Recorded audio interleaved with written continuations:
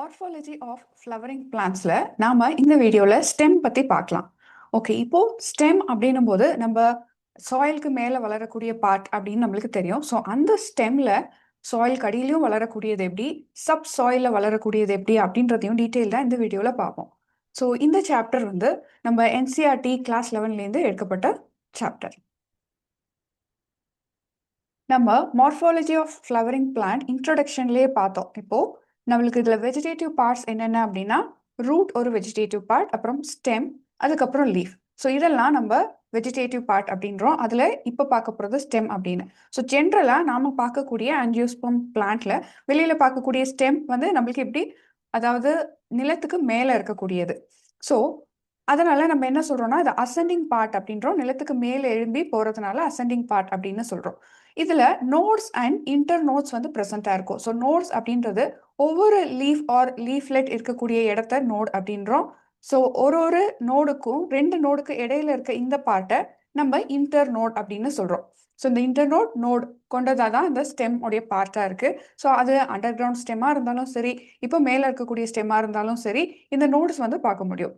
இப்போ இந்த leaf arise ஆகக்கூடிய இடத்த நம்ம அபிக்கல் பட் அப்படின்னு சொல்லலாம். இப்போ மேலே டிப்ல இருந்தால் அது அபிக்கல் பட் அப்படின்றோம், ஆர் டெர்மினல் பட் அப்படின்னு நம்ம சொல்றோம்.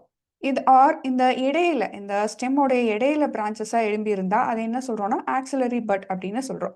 இப்போ இந்த ஸ்டெம்மோடைய கலர் வந்து சின்ன பிளான்டா இருக்கும்போது கிரீனா இருக்கு, நம்மளுக்கு லாங் இப்போ மரம் ஆயிடுது, இப்போ லாங் இப்போ ஒரு ஷ்ரப்பா இருக்கு அப்படின் போது நம்மளுக்கு உட்டி டார்க் ப்ரௌன்ல இருக்கு.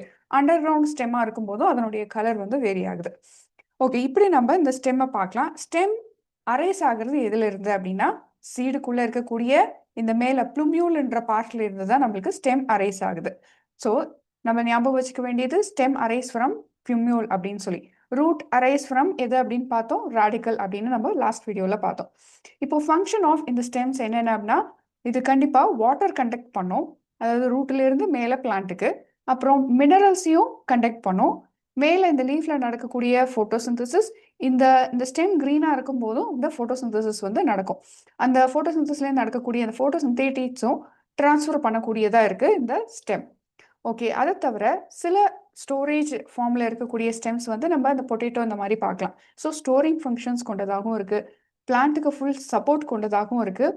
ப்ரொடெக்ஷன், சில பிளான்ட்ல நம்மளுக்கு ஸ்பைன் முள்ளு போல ஒரு காட்சி இருக்கும். ஸோ அது மாடிஃபிகேஷன் ஆஃப் ஸ்டெம் தான். சில பிளான்ஸ் இப்போ வந்து ஃப்ளவர் சீடு வந்து ப்ரொடியூஸ் ஆகாத சில பிளான்ஸ், ஆர் சில பிளான்ஸ் சீட் ப்ரொடியூஸ் ஆனாலும் எக்ஸ்ட்ராவாக அதில் வெஜிடேட்டிவ் ப்ரொபகேஷன் பார்க்க முடியும். இப்போ ஃபார் எக்ஸாம்பிள் சுகர் கேன் எடுத்துக்கிட்டோம் அப்படின்னா, ஸோ ஒவ்வொரு நோடு இருக்குது. ஸோ நோடுகளை நம்மளுக்கு இங்கே வளர்ந்துருக்கும். ஸோ நோடுலேருந்து முளை இருக்கும். ஸோ அப்போ நம்ம இந்த இடத்துல கட் பண்ணி நம்ம வச்சோம் அப்படின்னா இது ஒரு செப்பரேட் பிளான்ட்டாக வளரும்.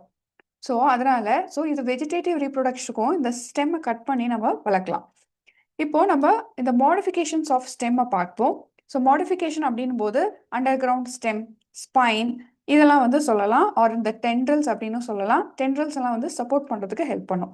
ஓகே, முதல்ல நம்ம அண்டர் கிரவுண்ட் ஸ்டெம் பற்றி மட்டும் பார்ப்போம். ஃபார் எக்ஸாம்பிள் அண்டர் கிரவுண்ட் ஸ்டெம்மே எதுக்கு யூஸ் ஆகுது, ஸ்டோரேஜுக்கு யூஸ் ஆகுது.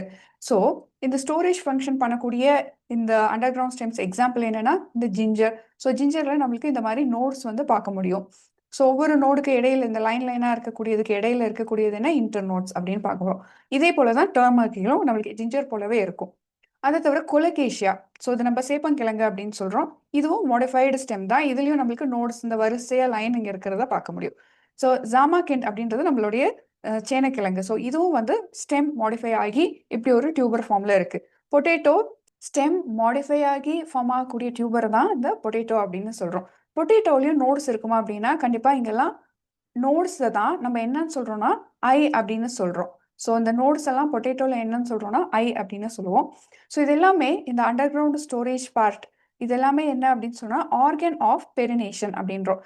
ஏன்னா இப்போது சீசனல், ஸோ இப்போ ஒரு சீசனில் இந்த பார்ட் ஆஃப் அண்டர் கிரவுண்ட் ஸ்டெம்ல இருந்து ஒரு சீசனில் வளர்ந்தது அப்படின்னா, ஸோ அடுத்த சீசன் வர வரைக்கும் இந்த பொட்டேட்டோல இருந்து ஆர் இந்த அண்டர் கிரவுண்ட் ஸ்டெம்ல இருந்து அடுத்த பிளான்ட் வந்து வளர்கிறதுக்கு இது ஒரு பெரினியல் பிளான்ட், ஒவ்வொரு டைம் அதை கேப் எடுத்து வளர்கிறதுக்கு ஹெல்ப் பண்ணும். ஸோ இது ஆர்கன் ஆஃப் பெரினேஷன் அப்படின்னு சொல்கிறோம். சில ஸ்டெம்ஸ் ப்ரொடெக்ஷனுக்கு ஹெல்ப் பண்ணும். ஸோ ப்ரொடெக்ஷன் அப்படின்னும் போது இந்த ஸ்டெம்மே வந்து ஸ்பைன் போல மாடிஃபை ஆகும். அந்த ஆக்சிலரியில் இருக்கக்கூடிய இந்த ஸ்டெம்ல மாடிஃபிகேஷன் எப்படி இருக்கும்னா ஸ்பைன் மாதிரி மாடிஃபை ஆகும். ஸோ இது போஹென்வில்லால நம்ம பார்க்க முடியும்.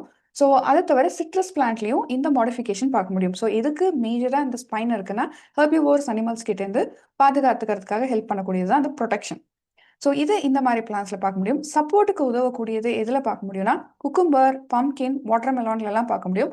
கிரேப்லேயும் நம்ம இந்த டென்ட்ரல்ஸை வந்து பார்க்க முடியும். ஓகே, இந்த டென்ட்ரல்ஸ் எப்படி அரேஞ்ச் ஆயிருக்கும் அப்படின்னா இந்த ஸ்டெம்மோடைய ஆக்சிலரியில் இருக்கக்கூடிய அந்த ஆக்சிலரி பட் இது என்னவா கன்வெர்ட் ஆயிருக்கு, டென்ட்ரலாக கன்வெர்ட் ஆயிருக்கு. So auxiliary but converted into tendril அப்படின்னு நம்ம சொல்லலாம். இப்போ இந்த பூசணிக்காய் இந்த மாதிரி கார்ட்ஸ்லாம் இந்த குக்கும்பர், வாட்டர்மெலான் போல இருக்கக்கூடிய இந்த கார்ட்ஸில் பார்க்க முடியுது. கிரேப் வைன்ஸ்லையும் இந்த சப்போர்ட் பண்ணக்கூடிய இந்த டென்ட்ரல் வந்து பார்க்க முடியுது.